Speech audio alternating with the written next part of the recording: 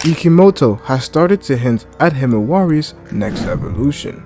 And this is what he describes in his Q&A session, and although we did cover it, I didn't go into too much detail. That was my first initial reaction. But off doing a little bit more research, we can discover a little bit more about how exactly that synergy potential that Damien felt is actually going to influence the powers that we should expect Himawari to have. So this is what we're going to be discussing in today's video. And let's first start off by rereading exactly what Ikemoto says, and this time with better translations. The question that was posed was this: was the intensity Damien felt from Himawari due to Kurama? And this is what Ikemoto says. Well, Himawari inherited both the Uzumaki and Hyuga clan's blood, and those factors have a synergetic effect with Kurama's chakra. It is more like he sensed the enormity of that potential within her.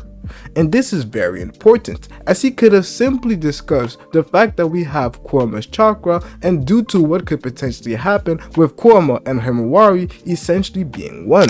However, he dove a little deeper, mentioning Uzumaki and Hyuga clan blood. This leads me to believe that the next step in Himawari's development when it comes to her evolution and understanding her powers will be not only to understand those powers that come from Kurama, but those of the Hyuga clan and also that of the Uzumaki, which is very important for this discussion that we're going to have, as one of the eyes that has been one of the most underutilized dojutsus in the Naruto series is the Byakugan. Definitely part of the big three dojutsus. We have the Sharingan, the Sharingan, the Byakugan, but when it comes to the Byakugan in particular, we didn't see too much. We did see it being rivaled, and it is even said to be superior to the Sharingan in some aspects, but when it comes to later on in the series, when we meet these characters that are a lot stronger, we do end up seeing that the Byakugan doesn't seem that important and useful. And it can clearly be argued that we have seen the Byakugan with characters like Neji, who are not a big focal point, and when we see it being used by other villains, they have other powers that the authors are choosing to focus on. But when it comes to Himawari, due to us having Ikemoto literally say that her Hyuga clan powers and her genetics that she has inherited due to her Hyuga blood is a factor to her being strong, which does end up leading us towards the conclusion that we're going to see an emphasis, at least when it comes to Himawari's powers, about exactly that, the Hyuga clan blood, and how it synergizes with Kurama's powers. As one thing that we have never seen is somebody who has the Byakugan end up using Kurama's powers. We've seen it with the Rinnegan, and we've seen it with the Sharingan, with various Uchiha members, but we have never actually seen a synergy between the Byakugan and Kurama's powers, which could ultimately be quite interesting. And since we're talking about the fact that the Byakugan could be superior to the Sharingan in certain areas, let's just describe its abilities. When it comes to the Sharingan, it can easily be denoted that the Sharingan is a perceptive amp, in the sense that the Sharingan allows the user to perceive a lot more than he is usually capable of. We see with the Sharingan, it allows the user to recognize patterns in his opponent's movement, whether it be the jutsus that he is going to cast or the way in which a person is moving.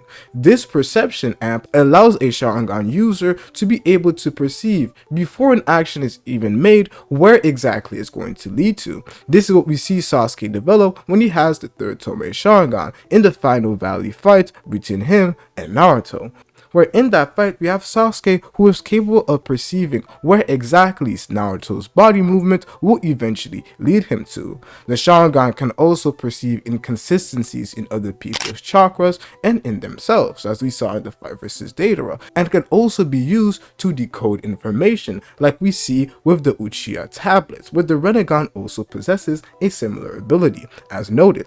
However, when it comes to the Byakugan, we see a completely different amp. The Byakugan is a physical amp to a person's eyes, where it allows the user to see a lot more than was physically capable. an almost 360 field of vision, very keen eyes, allowing the user to be able to perceive his opponent's chakra points, which even the Sharingan is not capable of doing. But those are pretty much the most basic and common abilities that we have seen time after time with people who use the Byakugan. But one of the Byakugan's abilities that we don't really see explored is the fact that it can uncover hidden truths of a person. When it comes to his body language, his core beliefs, we see that with Hinata. Before the fight itself even began, Neji, using the Byakugan, was capable of seeing exactly how Hinata felt, those nervous feelings that she had, and how deep down she knew that she couldn't win against Neji. And when we do see Naruto motivate Hinata, leading to her saying that her ninja way is basically the same as Naruto, Neji can denote at that time that yes, this in fact is true, as he points out how Hinata no longer fears anything and she is going all out versus Neji. Although it still resulted in Hinata losing, we can see that with the Byakugan, it allows you to perceive a lot more than is naturally capable. And with Momoshiki and various characters like Ishiki, it is with those Byakugan powers that they are able to see things like fate, and it's with those same Byakugan powers that Neji is capable of seeing his fate, which he ultimately subconsciously, as was shown throughout the fight versus Naruto, is constantly trying to escape, which is an ability that we see a lot of Otsutsuki members have. Not necessarily that they are trying to escape fate, as they believe that they are over this cycle of laws as Otsutsukis, as they come from different planets and invade the earth, leading to a chakra fruit. However, like we saw with Ishiki, and like we also saw with Momoshiki, using their Byakugan powers, they are able to see other people's fates. And it is those abilities, alongside those of the Uzumaki, who have remained quite hidden, and we could ultimately see and learn more about Uzumaki powers, aside from the simple fact that they possess various sealing jutsu, and that Kushina has those changed, which are pretty useful when it comes to controlling the Bijou. Aside from that, we could have the Uzumakis explored in a way that we didn't see before. Whereas we know that Boruto's genetics were changed to become Otsutsuki, as he had the karma, and now he is no longer a human but an Otsutsuki, the person who is going to be focused on developing those Uzumaki side and the Hyuga is going to be that of Himawari, where her powers are going to synergize with that fact. So how exactly can we see this come to play? And a lot of people have mentioned the fact that we do see Himawari live by herself and that she is not being trained by the Hyuga clan and the Hyuga clan are not looking after that.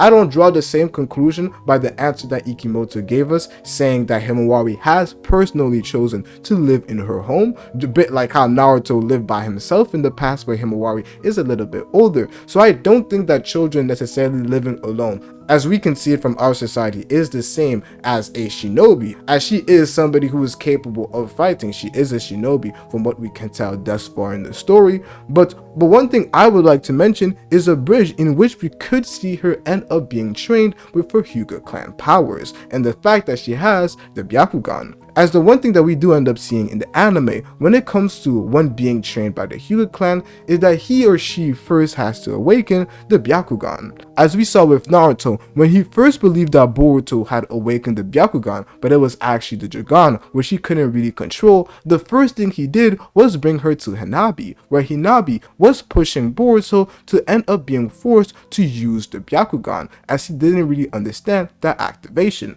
Obviously, they didn't know that it was the Dragon, but we're already seeing that path in which would ultimately lead towards somebody who is not necessarily living in the clan quarters, but has that blood and potential to awaken such abilities. This is the path in which they take to end up honing that power, the power of the Byakugan. Now, with Himawari, we have seen her use the Byakugan in the anime. We have seen her use it a couple times, like when she used it against Naruto, but we have never seen her actually control or be aware of the fact that she has the Byakugan. It is only in a fit of rage or anger when something crazy happens, in which she is capable of doing so. Like her powers with Kurama, but in that case, we had Kurama who let her know exactly what was going on, but it's not the same when it comes to her Byakugan. So there's going going to be a time later on in Himawari's character in which we're going to end up seeing her acknowledge and come to realize the powers that she actually has, and that is the power of her Byakugan. And with her Byakugan awakened, we can then see her actually be trained through the Hyuga clan, where we will now get to know a little bit more about her Byakugan. And when we come to see the different paths in which her character could take, it is quite crucial that she does end up using the Byakugan. As one thing that we have seen already from Himawari is the fact that she is seeing between the lines. She can see the lies that are created through this omnipotence. The fact that Naruto is dead, which is a lie that is not necessarily connected to omnipotence, but Kawaki, after omnipotence was cast, it was his first lie. Himawari can actually see through that, and this goes back into her Byakugan powers. A bit like how Obito, who had the regular Sharingan and not the Mangekyu, was still said to have almost subconsciously used that power to let the rocks go through him. In this instance, we have Himawari, who in the manga hasn't shown to use the Byakugan, but it appears that she is subconsciously using those Byakugan powers to see the truth behind the lies. And that lie is the fact that Naruto and Hinata are dead, which is not the case, as she believes, and it was stated in the first chapter, and it is hinting towards her using those Byakugan powers to see the truth within this world of lies, that Naruto and Hinata are not dead. And she holds a similar attitude towards Boruto, believing it is not as black and white as a lot of people think, where Boruto is completely wrong and this is this Hokage killer. Because if you remove the fact that Boruto killed Naruto and Hinata, then you would look at Boruto a little bit different, in the sense that apart from him going rogue and causing disarray in the village due to everybody thinking omnipotence is true, Boruto didn't actually kill anybody. And Himawari is able to see those lies that have been spread through omnipotence and Kawaki's actions. And through those lies that she is able to perceive, Boruto is vindicated in her own opinion through what she can see, and this is a power of the Byakugan. And already describing this, it is why the Byakugan may not necessarily be the coolest jutsu out there, but there is a lot more that we can see the authors explore, especially since Himawari is going to be a focal point, due to the very interesting powers that she has. One thing I do want to see for sure is the Uzumaki powers definitely explored, and this is also why I believe that that panel that we have seen with Sarada, basically Team 7, with all their powers. We saw Sarada awaken the Mangekyu Sharingan, we saw Mitsuki with the Sage Mode,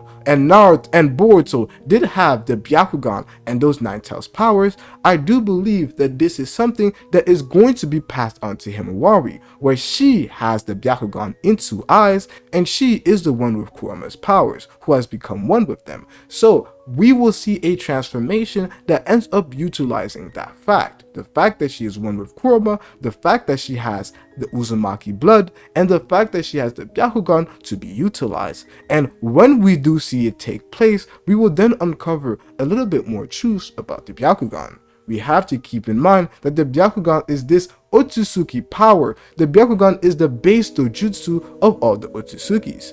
We have seen every Otsutsuki utilize the Byakugan in some way, shape, or form, and I believe that it is with that base Byakugan that we do end up seeing those other dojutsus come to be, like the Rinnegan after somebody uses a chakra fruit. And I'm not adding the Sharingan in there because I have a specific video coming out for the Sharingan and what exactly it represents in the Naruto and Boruto series that is coming out very soon. But denoting that, we have the Byakugan, who is this base step, this base dojutsu for all the Otsusukis, that eventually after somebody eats a chakra fruit or something does end up changing in their body, they end up evolving that Byakugan into a Rinnegan and evolving the Rinnegan into other sorts of dojutsus. But this is the next evolution that we can see when it comes to Himawari's powers, and obviously powers are followed through character growth. So the next stage in her character growth is being 100% convinced of those things that she believes, like Naruto and Hinata not being dead,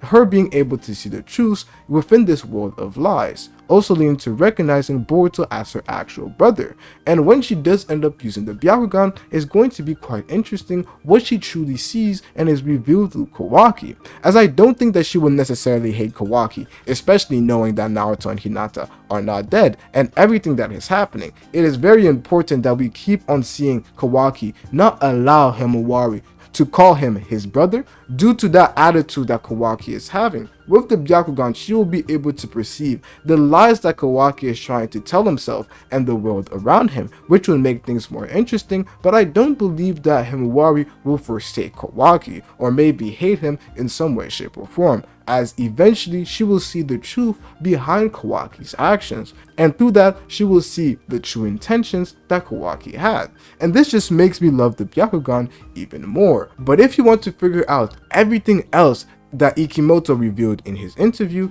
make sure to watch this video right here.